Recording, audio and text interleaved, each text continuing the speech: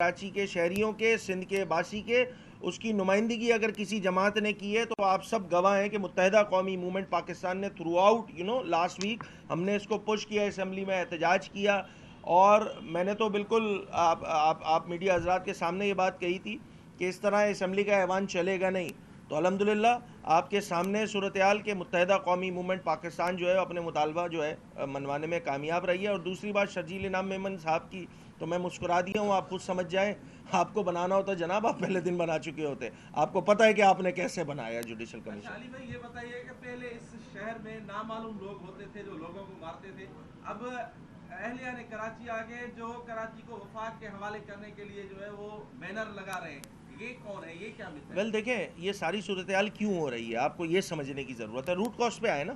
یہ اس کو political angle, پھر میں وہی بات کہہ رہا ہوں، پولیٹیکل اینگل دینے کے بجائے ہمارا جو بنیادی نقطہ ہے نا وہ سب سے پہلے وہ آج کا نہیں ہے، وہ ایک دہائی سے یہ بات کرتے ہوئے آ رہے ہیں کہ خدا را تھرڈ ٹیئر گورنمنٹ آئین پاکستان 140A اس میں تھرڈ ٹیئر گورنمنٹ کا تذکرہ ہے، اداروں کا نہیں ہے۔ اس کا مطلب یہ ہوا کہ آج اگر میں جب آپ سے بات کر رہا ہوں تو سندھ میں تو لولا لنگڑا نظام یہاں پہ جیسا تیسا بھی صحیح وہ ہے موجود، باقی صوبوں میں تو وہ بھی موجود نہیں ہے، پہلی بات۔ دوسری بات جو نظام یہاں سندھ پر ڈالا گیا ہے، امپوز کیا گیا ہے، وہ نظام میں اتنی جان نہیں ہے کہ لوگوں کو ڈیلیور کر سکے، اور موجودہ گل پلازا کا انسیڈنٹ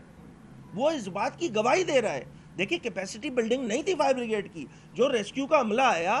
اس کے پاس ٹولز نہیں موجود تھے، کٹرز موجود نہیں تھے۔ اچھا پھر وہ سارے لوگ جو میئر کراچی ہے اس کے آنسریبل ہی نہیں ہے،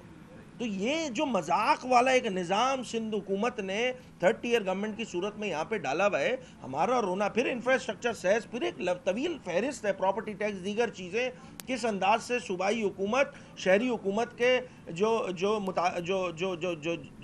جائز فنڈنگ ہونی چاہیے اس کو غضب کر کے بیٹھی ہوئی ہے۔ اصل بنیادی مطالبہ وہ ہے، ہم تو بار بار یہ بات کہہ رہے ہیں کہ اگر تھرڈ ٹیئر گورنمنٹ کو فائنینشلی امپاور کر دیا جائے تو آپ کو یہ نئے صوبوں والی بات بھی نہیں نظر آئے گی، آپ کو ایڈمنسٹریٹو یونٹس والی بات نظر نہیں آئے گی، 148 149 والی بات نہیں نظر آئے گی۔ جب وہ بنیادی بات جو کہ آئین پاکستان میں درج ہے وہ نہیں کہی جائے گی تو یہ بات ہوگی۔ اور دوسری بات دیکھیں 148 149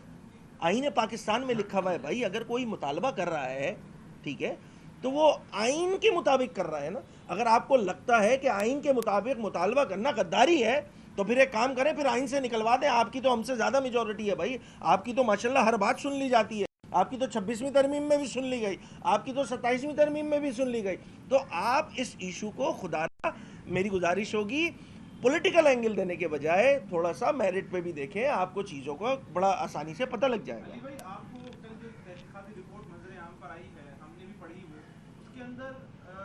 کسی بھی ذمہ دار ادارے کے شخص کا نام موجود نہیں ہے، اداروں کے نام تو لیے جا رہے ہیں، ریسکیو 1122 کو کلین چٹ دے دی گئی، پولیس کو وہاں پر کلین چٹ دے دی گئی، لیکن ایسا لگ رہا ہے جیسے اس تحقیقاتی رپورٹ میں، تحقیقاتی پر تھوڑا زور دے رہا ہوں کہ کمنٹری کی گئی ہے اور صرف یہ بتایا گیا ہے کہ فلانا اتنے بجے پہنچا، فلانا اتنے بجے پہنچا، فلانا ذمہ دار کون تھا اس تحقیقاتی رپورٹ میں بھی نہیں لکھا ہوا، کسی شخص کا نام نہیں لکھا ہوا، پھر بتایا جاتا ہے کہ کچھ افسران کو معطل کر دیا گیا ہے، تو یہ بلی کا بکرا بنا کے معطل کیا گیا ہے، واقعی کوئی تحقیقات کی گئی ہے، کیا کیا گیا؟ ویل دیکھیں یہ جو ہمارا بنیادی مطالبہ تھا نا پہلے دن کہ اس کی دیکھیں آزادانہ غیر جانبدارانہ انکوائری کرائی جائے، بھائی میرے گھر کا گیٹ کیوں کھلا ہوا تھا تو اس کی ذمہ داری ہوگی نا کہ گھر پہ رات کو گیٹ بند کرنے کی ذمہ داری کس کی تھی؟ بھائی مسٹر ایکس کی تھی، تو جب تحقیقات ہوگی تو مسٹر ایکس کا نام آنا چاہیے نا، اسی لیے اس تحقیقات میں ہمارا عدم اعتماد تھا۔ تو آپ کا سوال جو ہے نا ہمارے اس مطالبے کو تقویت پہنچا رہا ہے، اور یقین کریں جو بھی ذی شعور انسان ہے نا وہ ہمارے مطالبے سے کبھی بھی وہ اس کے اگینسٹ نہیں جائے گا، کیونکہ ایک بنیادی بات کی جا رہی ہے۔ بھائی ہمیں پتہ تو چلے کس کی ذمہ داری تھی، کیوں نہیں کام کیا؟ ریسکیو کا تو کوئی کام ہوا ہی نہیں، ادھر ایک کام نہیں ہوا۔ جب ریسکیو والے 1122 والے آئے، جو میں نے سنا ہے اور رپورٹ میں لکھا ہوا ہے، جیسی تیسی بھی رپورٹ ہے، ان کے پاس ٹولز نہیں تھے، تو کیا کرنے آئے ہو بھائی؟ پھر جو فائر بریگیڈ آئی ہے، ہم پہلے دن میں دیکھیں جب میں گل پلازا والے انسیڈنٹ پہ جس رات یہ واقعہ ہوا ہے میں ادھر موجود تھا، میری آنکھوں کے سامنے فائر ٹینڈرز اور جو سنوکرز موجود تھے ان میں پانی نہیں تھا، یہ ایک حقیقت ہے۔ ہم بولتے رہ گئے کہ نہیں جناب پانی نہیں تھا، انہوں نے بولا نہیں جی پانی تھا. مطلب آپ نکال لیں اسٹیٹمنٹس, آپ کے سامنے وزراؤں کے بیان ہیں کہ جی نہیں بالکل سب صحیح اچھا تھا, 4 منٹ بعد 10 منٹ بعد ان کے حساب میں جو ہے وہ پانی وانی آ گیا تھا. کل کی جو لولی لنگڑی رپورٹ ہے اس میں خود بتا رہے کہ جو پانی لیٹ پہنچا. تو دیکھیں اس کے محرکات کا آپ کو پتہ لگانا ہوگا. ذمہ داروں کو اس طرح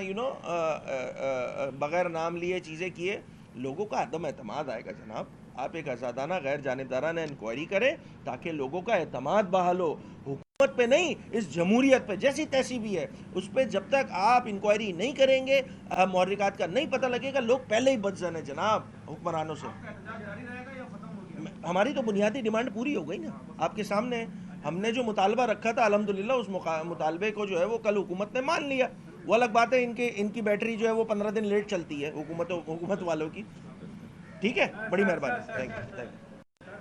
کراچی کو وفاق کے حوالے کرنے ارے بتا تو دیا یار, اتنی کے حوالے کرنے کے حوالے سے صوبائی وزیر کا کہنا ہے کہ انوکھا لاڈلا کیلر مانگے چاند آپ کس کے لاڈلے.